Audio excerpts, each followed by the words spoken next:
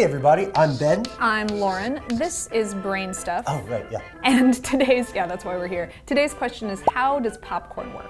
Yeah, it's weird. You take a pouch that's no bigger than a wallet, you put it in a microwave oven for like 3 minutes, and suddenly it's expanded to 40 or 50 times its original size. What? It's pretty wild, but there are actually 3 really simple elements that make it work this way. So first there's moisture inside the kernel.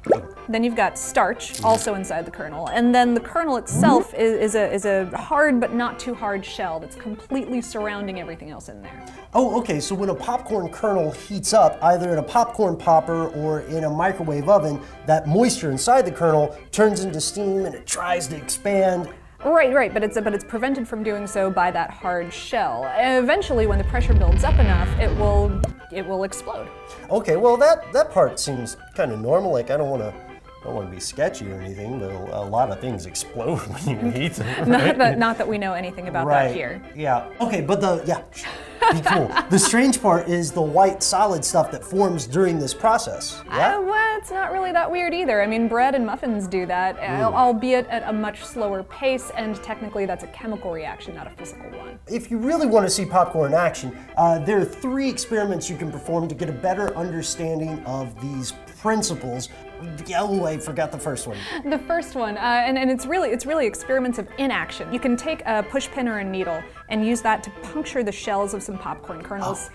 Wear safety goggles when you do this. Yeah. It's harder than it looks. But yeah, so these things won't pop once they've been punctured because the pressure cannot build up inside the shells enough to do so. Oh, and the second one, you can let new kernels stand in a warm oven or in the sun for a few hours and then try popping them, right? Right, because that will dry them out. Yep, and they won't pop nearly as well. Yeah, no, I mean really low, ineffective rate of popping, really. Minimum poptitude. Third, you can try to pop popcorn at a low temperature, like below 300 degrees Fahrenheit. Oh, which is 149 Celsius. Good call. It won't pop. The moisture inside the kernel will turn to steam at water's boiling point, which is 100 degrees Celsius, aka 212 degrees Fahrenheit. You are crazy good at this. And it will liquefy the starch, but it has to get above 300 degrees for the pressure inside the kernel to build to that point where the shell explodes. Right. Once it does so, the soft starch will burst out, and due to the relatively cool air outside of it, it will cool down really rapidly to form that unique popped kernel that we all know and love. Which is like a snowflake that you can eat at the movies. I love delicious snowflakes. That's great. I mean, if we could put butter on snowflakes, this would be a whole different show. This would. It would be a different universe. Thank you guys so much for watching. We hope that you have enjoyed this explanation of the science behind popcorn.